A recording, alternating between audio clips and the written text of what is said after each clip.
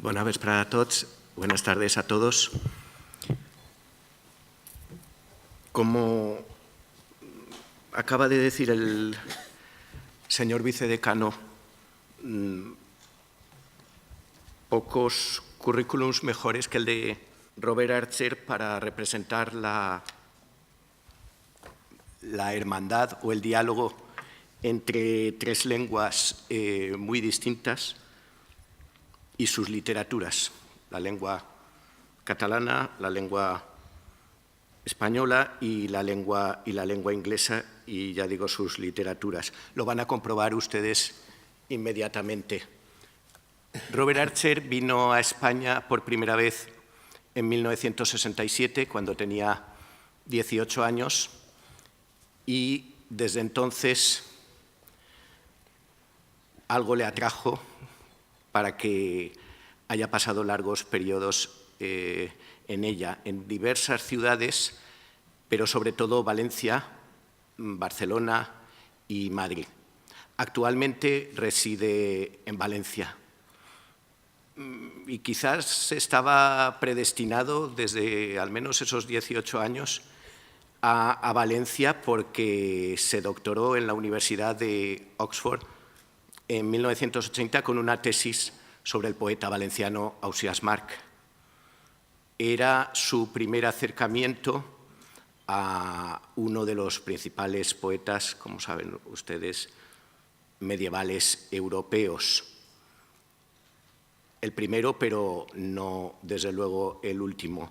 Robert Archer fue profesor de La Trobe University en Melbourne, en Australia, desde 1981 al 97.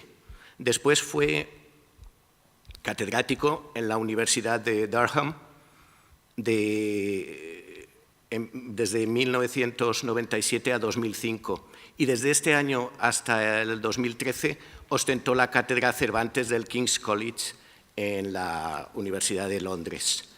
Actualmente es catedrático Cervantes emérito en el mismo King's College, y desde hace pocos meses es profesor honorari de nuestra universidad, de la Universitat de Valencia.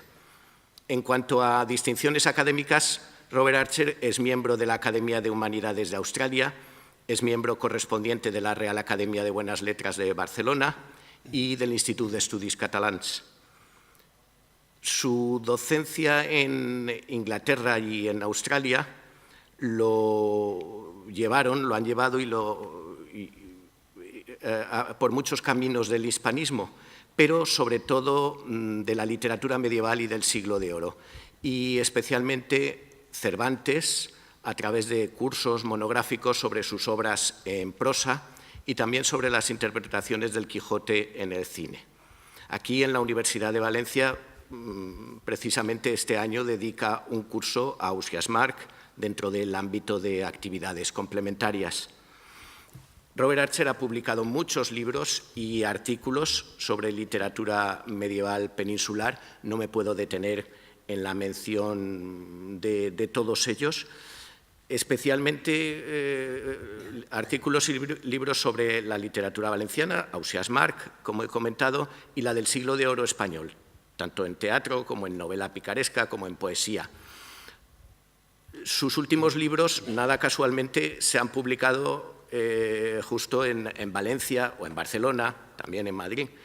Por ejemplo, L'Acord Salvatge, indagación sobre Ausiàs March, publicado por la Institució Alfons el Magnànim en 2009, o La cuestión odiosa, la mujer en la literatura hispánica tardomedieval, también en la Institució Alfons el Magnànim en 2011, o Bohemia hispánica, fondos españoles de los siglos XV a XVII en bibliotecas checas. Este publicado en Barcelona por la Reial Academia de Bones Lletres de Barcelona en 2013. Ya digo que no me puedo detener, no es el momento tampoco de detenerme en tantísimos artículos, publicaciones, ponencias en congresos, etc.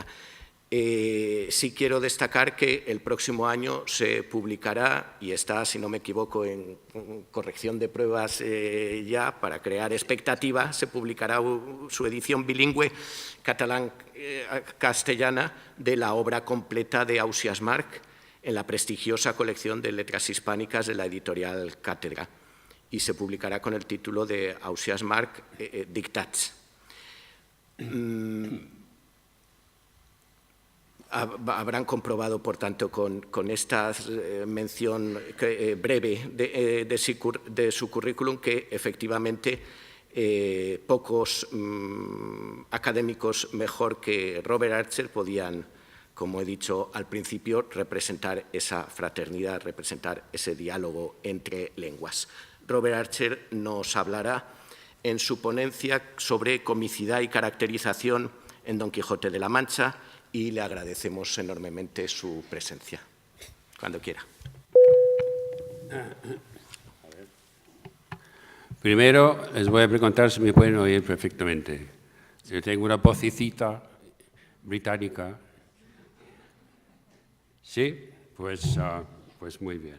Pues primero quería darle las gracias al profesor Beltrán por esas palabras tan amables y a veces un poco exageradas sobre mí. Es un placer estar aquí.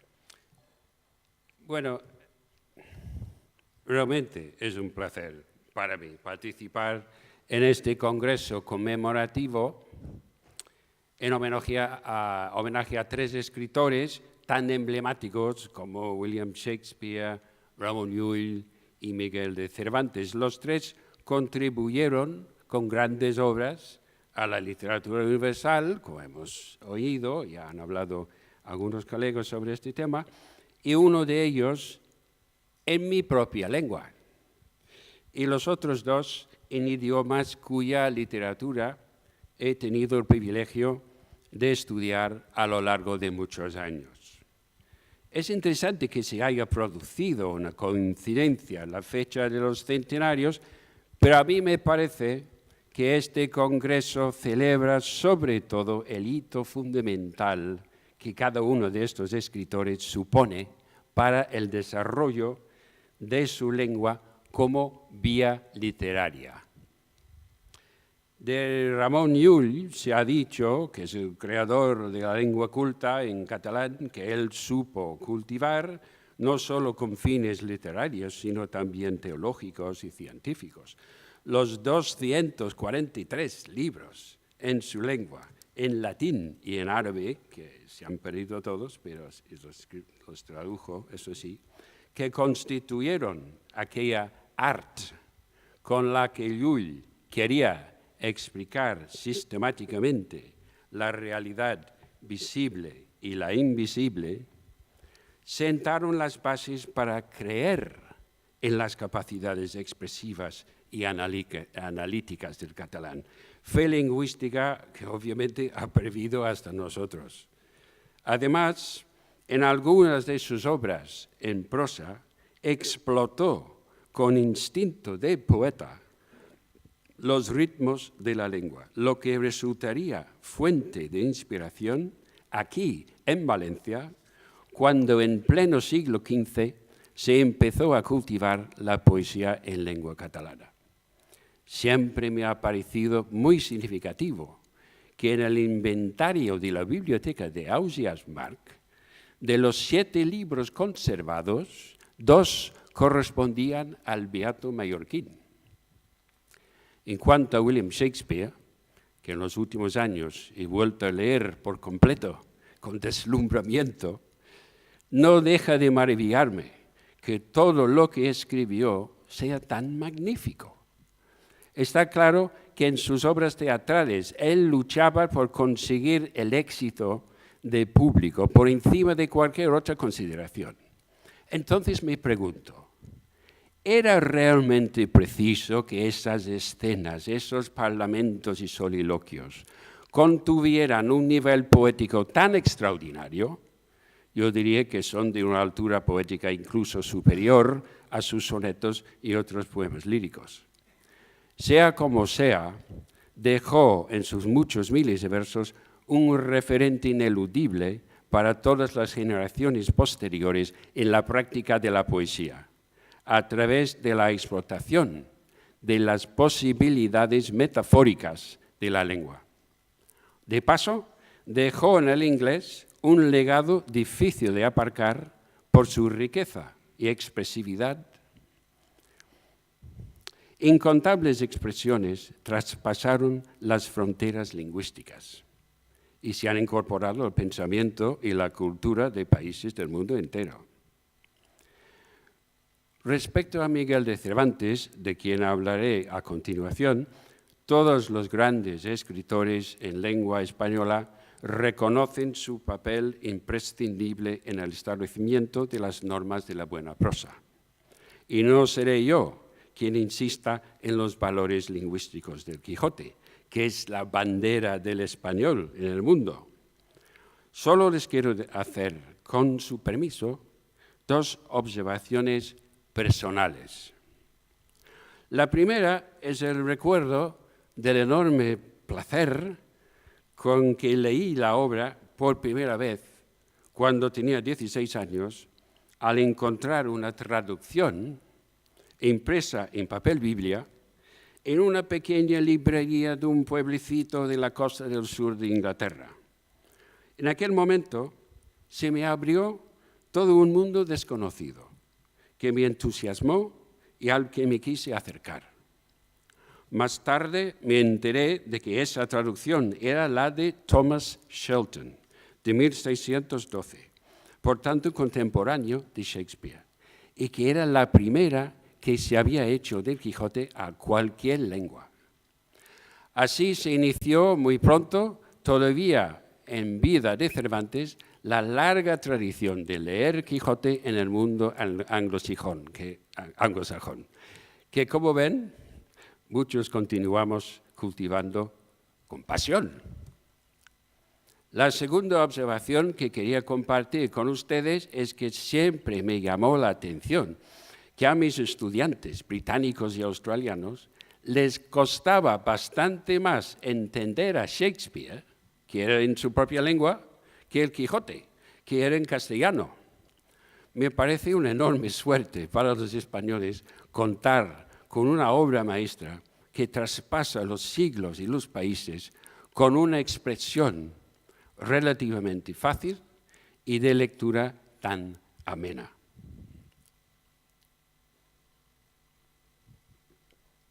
De estos 3 autores fundamentales se hablará cumplidamente durante los próximos días por parte de expertos y estudiosos. Ahora paso a mi propia intervención. Comicidad y caracterización en Don Quijote de la Mancha. Después de más de 400 años de lectura del Quijote, es fácil olvidar cuán novedoso era el propósito de Cervantes cuando concibió esa obra.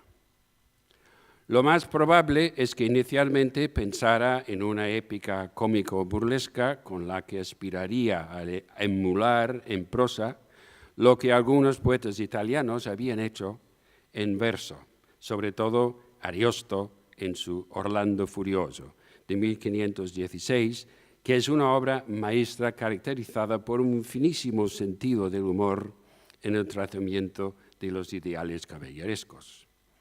Pero el resultado final de la pluma creativa de Cervantes superó totalmente las ambiciones iniciales, con una obra completamente nueva en la España de ese momento en cuanto al tratamiento de la comicidad.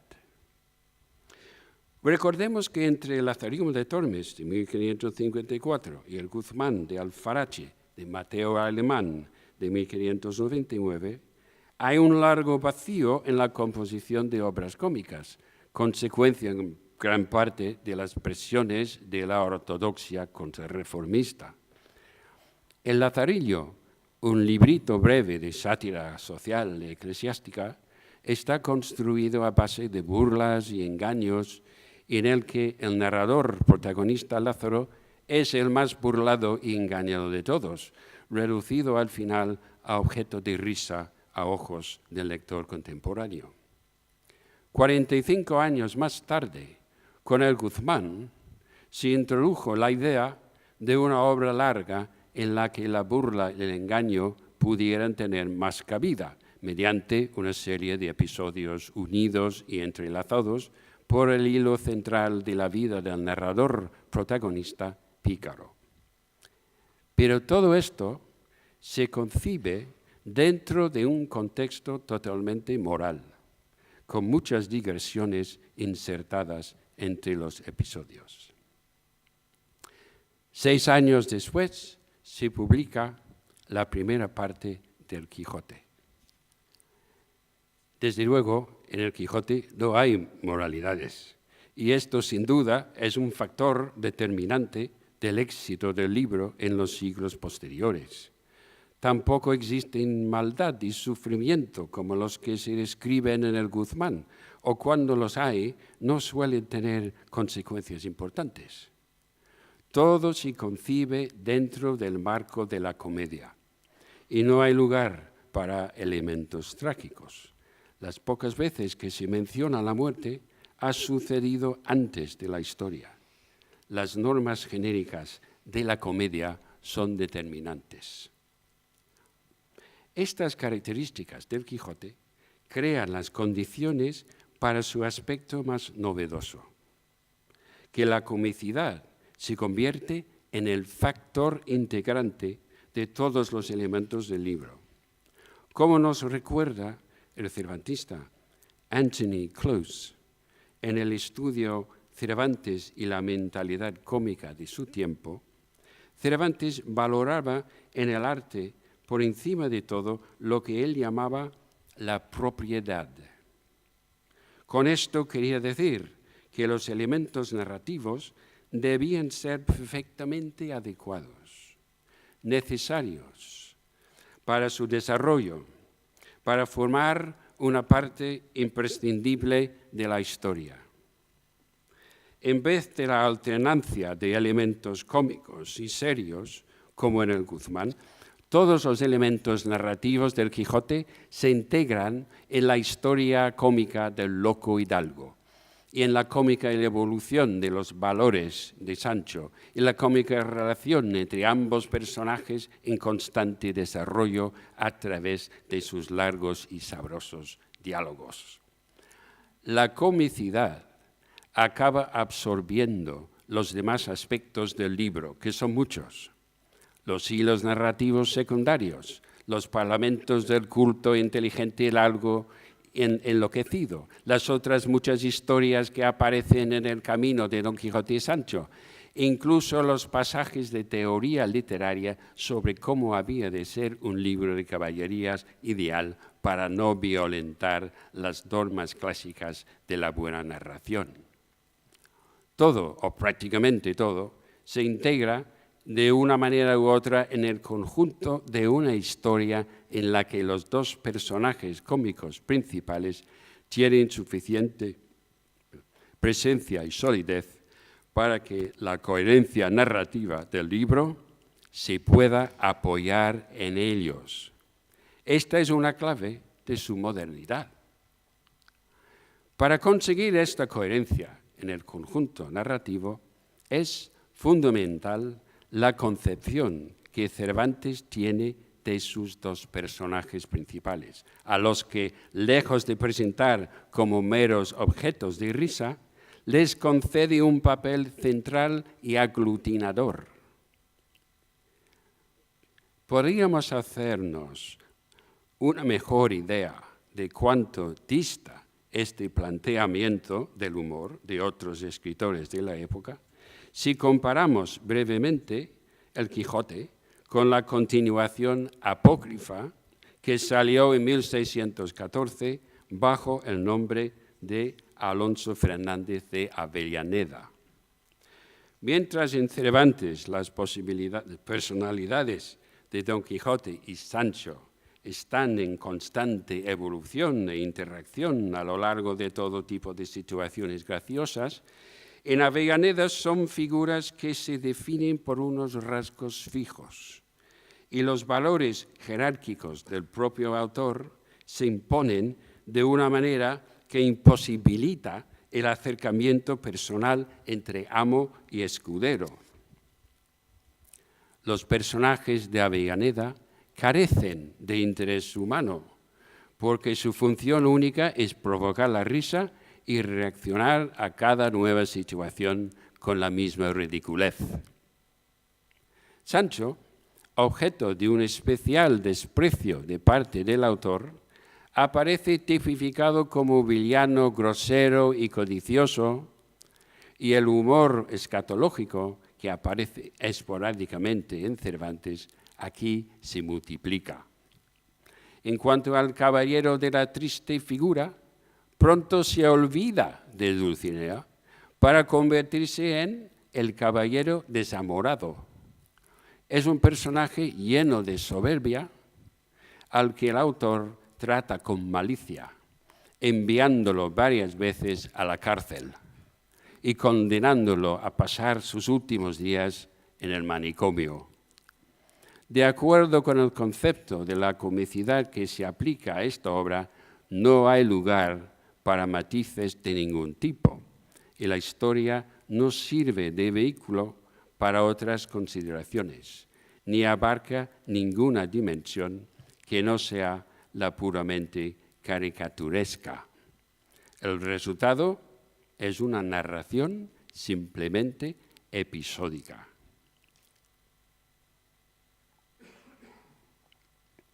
En pleno contraste con esto, como sabemos, en Cervantes los dos personajes centrales desarrollan identidades con mucha complejidad y riqueza de matices. Y son estas las que consiguen dar sentido a la narración en su conjunto. La pieza clave es la caracterización de Don Quijote, quien sin duda es uno de los personajes más completos y convincentes de la literatura de todos los tiempos. Muchos lectores se identifican con lo que decía Carlos Fuentes en una entrevista, que sentía que conocía a Don Quijote mejor que a mucha gente con la que se relacionaba en la vida real. El hidalgo nos convence de su existencia a través de los constantes intercambios con su escudero de ideas, de impresiones y aspiraciones, de las interacciones con las muchas personas con las que se topa por el camino, o de sus propias declaraciones en sus discursos o en los ocasionales monólogos. Toda esta información sobre el personaje se va desplegando entre una y otra acción caballeresca, resultado de las diferentes intensidades de su locura. Pero también es fundamental la manera en que Cervantes, con la mayor sutileza, nos va presentando la vida mental del caballero. En este aspecto de su caracterización me voy a centrar durante el resto de la conferencia. La forma más frecuente por la que nos enteramos de los pensamientos de Don Quijote es a través del narrador.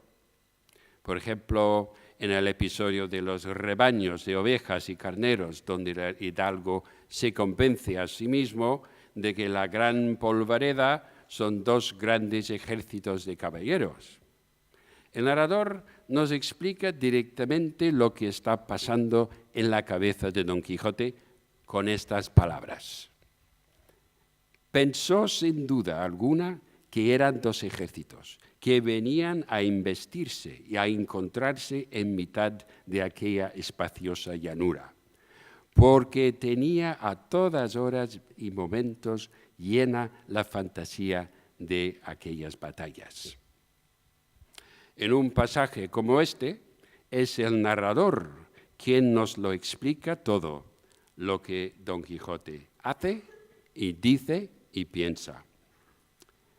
Sin embargo, unos pocos episodios después, en los 2 capítulos estrechamente vinculados de los Batanes y el yelmo de Mambrino, el narrador introduce nuevas variantes en el método de acercarnos a la mente del loco caballero. En la aventura de los Batanes, Don Quijote y Sancho pasan la noche a la intemperie, oyendo fuertes golpes que Don Quijote atribuye a algún gigante enfurecido y se prepara para darle batalla. Al día siguiente se presenta la evidencia innegable de que no son gigantes, sino el ruido de los mazos de madera de una especie de molino. Incluso Don Quijote, muy a pesar suyo, tiene que reconocer la verdad. Pero es evidente que le fastidia que no se haya producido la aventura caballeresca que esperaba. Aquel mismo día se le presenta otra oportunidad, esta vez en la forma del barbero que lleva en la cabeza su reluciente bacía de afeitar. La visión de algo que relumbra en la distancia es suficiente para que Don Quijote concluya que es el yelmo de Mambrino, alusión con la que se recuerda unos versos de Orlando Furioso, y que es un caballero quien lo lleva. Lo que llama la atención es el comportamiento de Don Quijote en este momento, no por su locura, sino por su manera deliberada de actuar. En plena contravención de las leyes caballerescas que había leído en sus libros, arremete contra el supuesto dueño del yelmo sin identificarse, ni declarar su intención de atacar. Eso no se hacía. Es significativo que se sienta obligado a explicar a Sancho sus acciones. Le dice: verás cuán sin hablar palabra, por ahorrar del tiempo, concluyo esta aventura. Es, desde luego, un pretexto. Lo que pasa es que, después del fracaso de los Batanes, está empecinado en que ahora sí que va a haber aventura y nadie se le va a quitar. El narrador no nos explicita estos pensamientos de Don Quijote, sino que deja al lector sacar conclusiones a partir de lo que ha visto de su estado de ánimo al final del capítulo anterior. Vamos haciéndonos una idea de cómo piensa, de la misma manera que en la vida real, con las personas que nos rodean, inferimos de sus palabras y acciones sus verdaderos motivos. Esta técnica confiere al personaje un aura de realismo. También en otros varios episodios, Cervantes ayuda al lector a deducir por su cuenta los pensamientos de Don Quijote. Por ejemplo, en el capítulo 17 de la segunda parte, Don Quijote, ahora acompañado por Don Diego de Miranda, topa en el camino real con 2 leones que llevan en jaulas para el rey español desde Orán hasta Madrid. Don Quijote ve otra ocasión de probar el valor de su brazo y con amenazas convence al leonero de que abra una de las jaulas. Don Diego, que no conoce a Don Quijote y lo observa actuar, dice que este señor extraño es, y cito, un cuerdo loco y un loco que tiraba cuerdo, porque lo que hablaba era concertado, elegante y bien dicho, y lo que hacía disparatado, temerario y tonto. Pero todo lector sabe que esta es una descripción incompleta de las modalidades de su locura.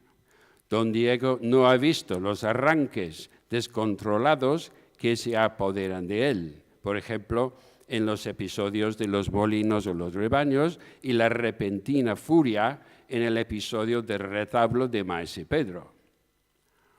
Don Diego tampoco presencia, porque se ha alejado a una distancia prudencial, la escena delante de la jaula de un león al que Don Quijote ha desafiado. El narrador describe el desprecio del león, que mira por la puerta abierta de la jaula y se vuelve atrás por aburrimiento. Y no le da más respuesta a Don Quijote que enseñarle, como dice el texto, sus traseras partes. Don Quijote quiere que el leonero azuce al león, pero el hombre le ofrece una salida muy favorable a la situación. Atestiguará que Don Quijote retó al león, pero el león no quiso luchar. De este modo quedará claro el gran valor del caballero. Don Quijote acepta la propuesta sin vacilar. En esa breve conversación sin testigos entre Don Quijote y el leonero hay un detalle revelador. En cuanto se ponen de acuerdo en el relato de los hechos, Don Quijote le insta a cerrar la puerta de la jaula, no una, 2 veces. Es como si se diera cuenta de que ya no sirve de nada arriesgarse más y quisiera salir cuanto antes de la peligrosa situación en que se ha metido. Otra vez, sin comentario alguno por parte del narrador, hemos vislumbrado los pensamientos de Don Quijote.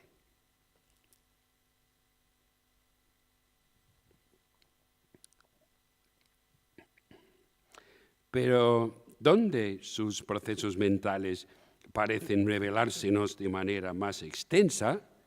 Es en el episodio de la cueva de Montesinos, que Don Quijote quiere visitar, lo que es un deseo sorprendente porque no parece tener nada que ver con sus obsesiones caballerescas.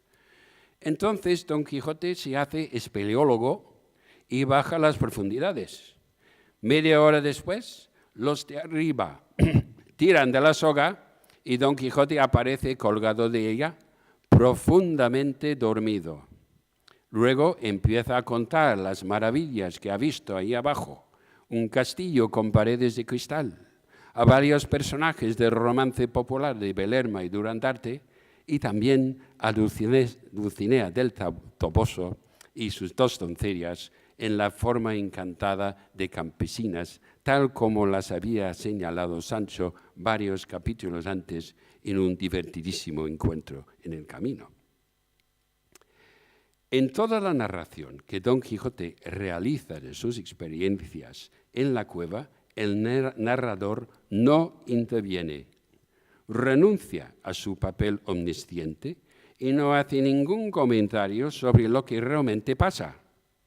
Se limita a decir, con ese tono irónico de tantos pasajes, que generalmente se considera que esa aventura es apócrifa y para ello invoca la opinión del supuesto cronista árabe Cide Hamete Benengeli.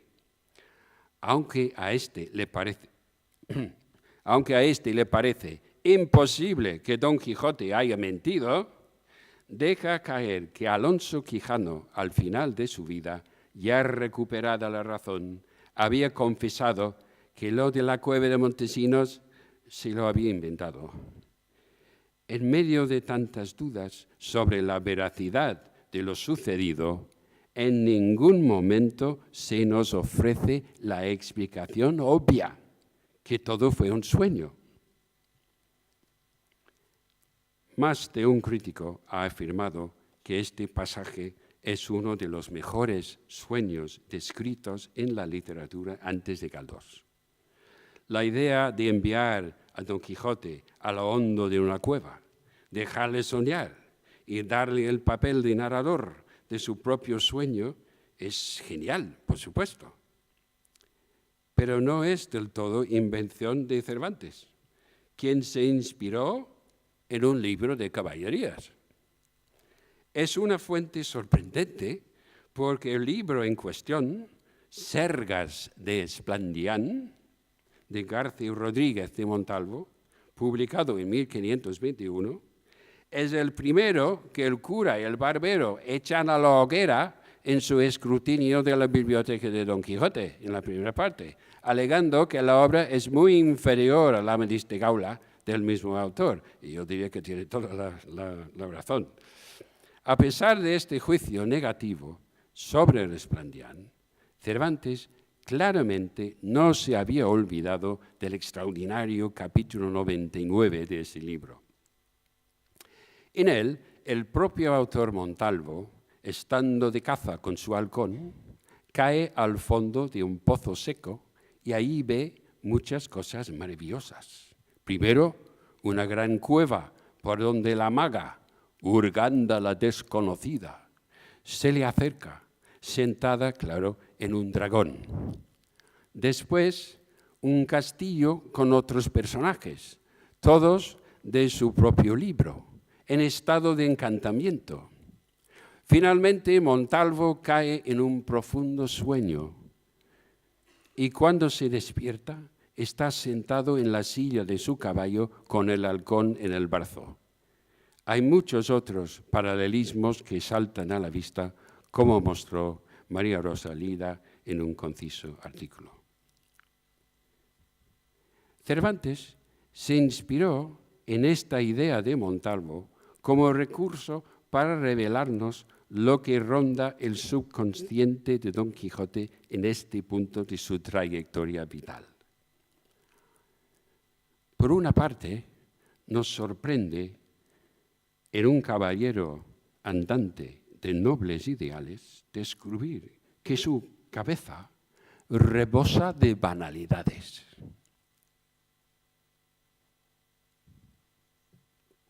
Por ejemplo, Don Quijote quiere aclarar las dudas que le asedian a raíz de unos versos del famoso romance en el que se explica que al morir Durandarte, su primo Montesinos le sacó el corazón y lo llevó a su amada Belerma. ¿Con qué tipo de cuchillo sacó Montesinos el corazón? ¿Y cuánto pesaba? ¿Y cómo Montesinos le llevó el corazón a Belerma sin que se pudiera por el camino? Respuesta: Montesinos lo cubrió de sal, de modo que le llegó conservado como un embutido. Aparecen también unos detalles fantasiosos relativos a la geografía local y luego aparece Belerma en forma encantada, como todos los que habitan la cueva. Víctimas de las hechicerías del sabio Merlín. Aquí la bella dama ha sido transformada en un ser poco agraciado, y cito: cejijunta y la nariz algo chata, la boca grande, los dientes no bien puestos. Poco después a Don Quijote se le aparecen Dulcinea y sus dos doncellas, en la forma encantada de tres campesinas, y una de ellas se acerca a pedirle dinero, porque dice que su ama va muy mal de fondos. Pero la parte más reveladora del sueño, y así se ha interpretado siempre, es cuando Montesinos explica a su primo Durandarte que Don Quijote es quien viene a liberarlos a todos del encantamiento. En primer lugar, Montesinos describe a Don Quijote como un hombre que en tiempos modernos ha resucitado la ya olvidada andante caballería. Eso es como decir que es un anacronismo, algo que Don Quijote jamás confesaría abiertamente, aunque a veces parezca mostrarse consciente de ello, por ejemplo, en el famoso discurso de las Amas y las Letras. Luego Durandarte comenta desde su estado de muerto viviente que si este caballero Don Quijote no consigue anular el encantamiento, pues tendrán que aguantarse.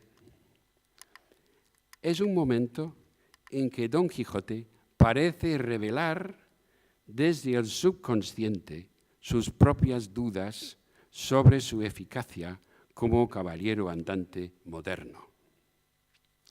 De esta forma, el sueño de Don Quijote nos revela sus preocupaciones más íntimas, como si fuera un personaje de una novela moderna. Sin embargo, hay que indicar que es poco probable que esta fuera la intención de Cervantes. Hemos comentado antes cómo nos aproxima a los pensamientos de Don Quijote a través de indirectas que van apareciendo en los episodios. Y ahora da la voz al propio caballero para que nos explique lo que hay en su cabeza a través de un sueño. En ambos casos, Cervantes lo hace por la misma razón, para conseguir mayor variedad y sutileza en los efectos cómicos. Cervantes no buscaba la introspección de su personaje, sino en este caso la autorridiculización de Don Quijote.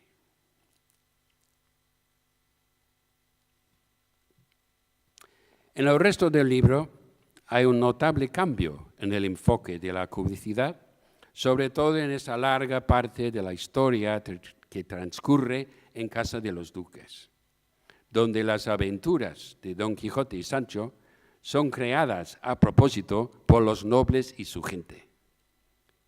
Aquí la caracterización de Don Quijote pierde gran parte de su dimensión psicológica. A partir de ahora, los efectos cómicos provendrán de la intervención de otros personajes, el viaje en Clavileño, el gobierno de Sancho, el enamoramiento de Altisidora.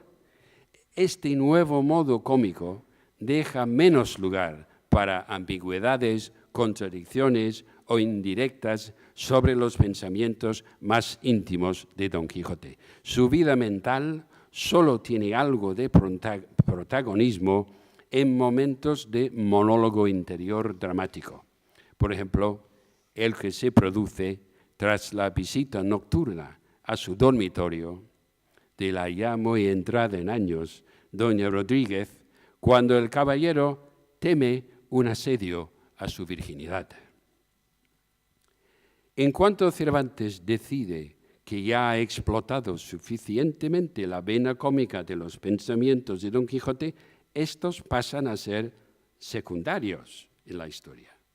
Porque lo que le importaba a Cervantes no era lo que tanto nos sorprende y tanto apreciamos como lectores modernos, esos asomos del interior de una personalidad compleja y contradictoria, parecidos a los que encontramos en las grandes novelas de siglos posteriores. Esa caracterización con los matices psicológicos que innegablemente vislumbramos en algunas partes de la obra, Cervantes probablemente ni siquiera se la llegó a formular como propósito narrativo concreto. La escasa importancia que Cervantes concedía a lo que llamamos la caracterización se puede ver en su último libro, el póstumo Persiles y Sigismunda, obra que iba escribiendo al mismo tiempo que la segunda parte del Quijote. Esta larga y estupenda narración es una imitación del espléndido libro de Heliodoro, La historia etiópica, que gozó de mucho éxito en su traducción española. En ella, Cervantes no aspira a presentarnos personajes de carne y hueso y con una vida mental, sino que monta un complicado y maravilloso entramado de historias e historias dentro de historias, en el que los personajes encarnan valores morales. En el Persiles no hay ni asomo de lo que llamaríamos caracterización. En conclusión, en Don Quijote de la Mancha, Cervantes creó por primera vez un personaje descrito con atisbos de fondo psicológico, abriendo la puerta a la caracterización novelística que se desarrollaría en siglos posteriores. Eso sin duda, pero lo consiguió de una manera completamente fortuita, al aprovechar las posibilidades cómicas de la vida mental de un loco. Y es que los grandes genios, un Llull, un Shakespeare, un Cervantes, son así. Van cambiando el mundo sin ni siquiera darse cuenta. Muchas gracias.